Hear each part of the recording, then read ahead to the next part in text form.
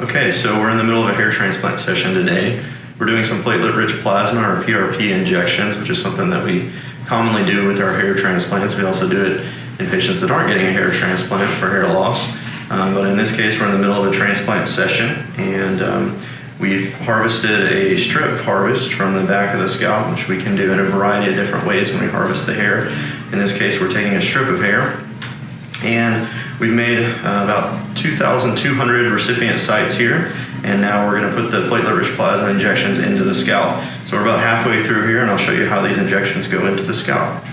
So we just go across the scalp, small little injections all the way across. And we've already done the frontal part up here, so let's just go in about 0.1 ml increments all the way across. And that's how PRP injections go. That's good. Thank you.